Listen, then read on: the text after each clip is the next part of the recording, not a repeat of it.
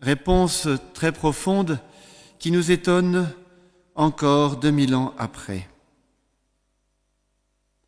Benoît XVI en a donné une explication, une interprétation que les moines connaissent bien. Jésus ne veut pas d'une rencontre superficielle, passagère, curieuse. Non, il veut une rencontre absolue, un don de soi jusqu'à la mort, pour donner du fruit éternel. Vendredi prochain, nous contemplerons Jésus portant sa croix et en participant à ce grand mystère, en faisant nous-mêmes dans cette église pour les moines et pour la plupart des chrétiens chez eux, le chemin de croix, nous pourrons nous arrêter plus sérieusement sur 3 rencontres de Jésus. Je cite d'abord celle avec les femmes de Jérusalem. Ces femmes, ces mères, se lamentent devant cet homme flagellé, couronné d'épines, épuisé, et qui porte sa croix pour être cloué, y être cloué et y mourir. Elles pleurent de cette grande souffrance, de ce grand malheur. Elles pleurent de cette injustice. Et Jésus leur dit, ne pleurez pas sur moi, mais plutôt sur vous et sur vos enfants. Car voici que bientôt, ils diront aux montagnes de les écraser et aux collines de les ensevelir. Car si on traite ainsi le bois vert, que fera-t-on du bois sec ? Jésus, lors de cette rencontre avec ces femmes, ne veut pas en rester aux souffrances physiques et morales.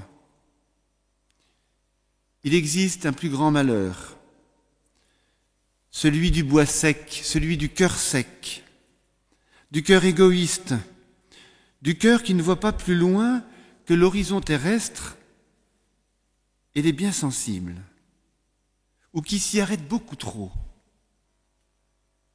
Les souffrances physiques n'ont qu'un temps.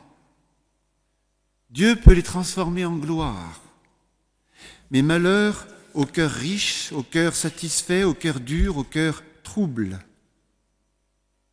Car si les souffrances et les épreuves de ce monde n'ont qu'un temps, le cœur, lui, est éternel. Il existe une justice, la justice, celle de Dieu. Et c'est elle seule, entre toutes les autres justices, qui vaut pour l'éternité. Et puis il y a la rencontre avec Simon de Cyrène. Nous savons, d'après l'Écriture, qu'il a été réquisitionné, un peu comme les infirmiers, les médecins, les infirmières. Nous ne savons pas exactement quels furent ses sentiments intérieurs à ce moment.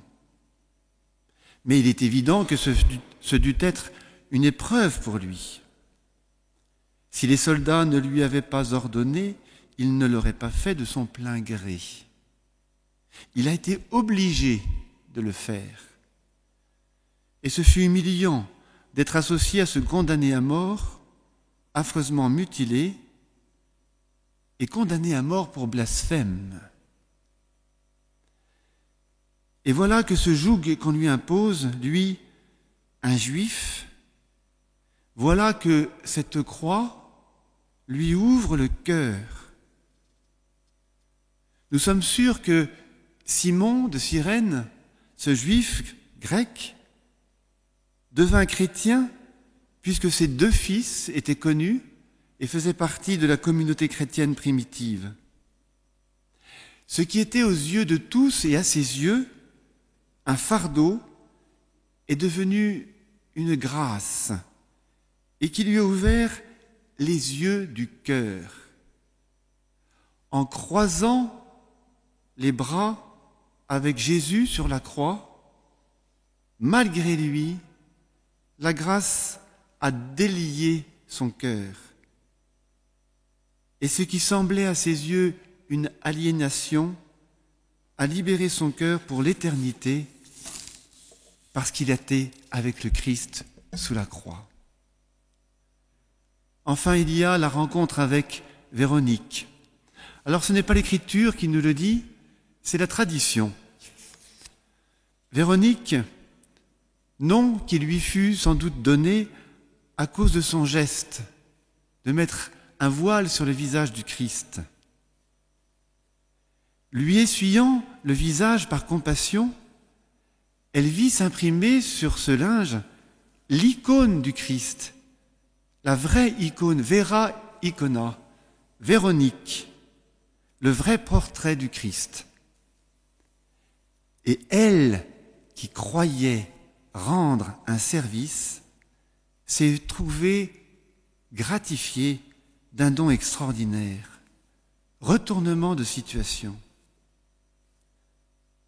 Lorsque nous servons le Seigneur, parfois avec fatigue, avec peine, lorsque nous soignons quelqu'un, parfois même au prix de sa santé, nous donnons vraiment quelque chose, mais nous recevons beaucoup plus. Nous changeons notre cœur, ou plutôt c'est Dieu qui change nos cœurs et qui imprime son visage dans notre âme. Et c'est beaucoup plus que le sentiment noble d'avoir fait le bien, c'est une transformation intérieure du cœur. Mes chers frères, chers fidèles, que cette semaine sainte soit pour nous tous une grâce, la grâce de rencontrer Jésus qui nous ouvre de plus en plus le cœur, qui nous le dilate, comme dit saint Benoît, au-delà de l'horizon terrestre, au-delà du poids des épreuves et même au-delà de tout le bien que nous pouvons faire. Amen. Au nom du Père et du Fils et du Saint-Esprit, ainsi soit-il.